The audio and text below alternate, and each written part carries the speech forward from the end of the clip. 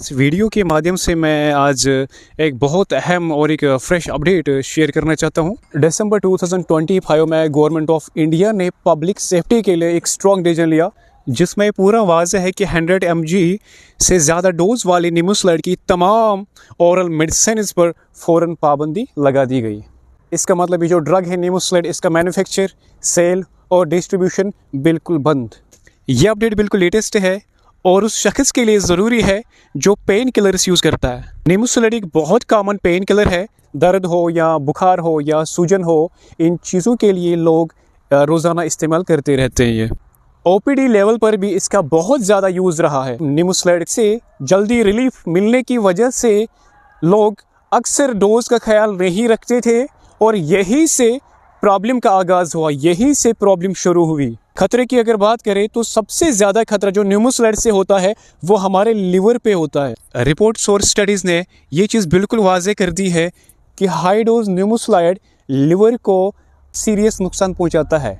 तो ये देखा गया है कि जो पेशेंट निमोस्लाइड को हाई डोज में लेते हैं या निमोस्लाइड को काफ़ी टाइम तक लेते हैं, उन पेशेंट्स का जो लिवर है, उस लिवर फंक्शन है, उसमें डिस्टर्बेंस देखी गई है, जिसकी वजह से जो उनका जो लिवर फंक्शन टेस्ट है उसमें कुछ एबनॉर्मलिटीज़ नज़र आई, जैसे उनके लिवर एंजाइम्स एलिवेट हुए हैं, बिलिरुबिन लेवल इंक्रीज़ हुए हैं।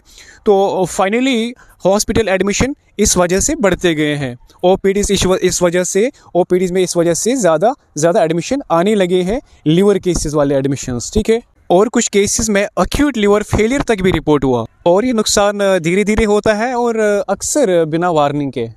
शुरू के साइड इफ़ेक्ट सिंपल लगते हैं, जैसे उल्टी का आना या पेट में दर्द, थोड़ा सा फीवर, हेडेक, तो लेकिन अंदर ही अंदर लिवर डैमेज होता रहता है।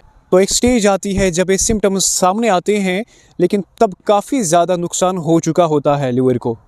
इसीलिए गवर्नमेंट ऑफ इंडिया ने निमोस्लाइड जैसे दवाइयों पर बैन लगाई, क्योंकि हमारे पास ऑलरेडी सेफर अल्टरनेटिव्स अवेलेबल हैं। अब सिर्फ 100 mg इमीडिएट रिलीज निमोस्लाइड अलाउड है, इससे ज़्यादा डोज बिल्कुल अलाउड नहीं है।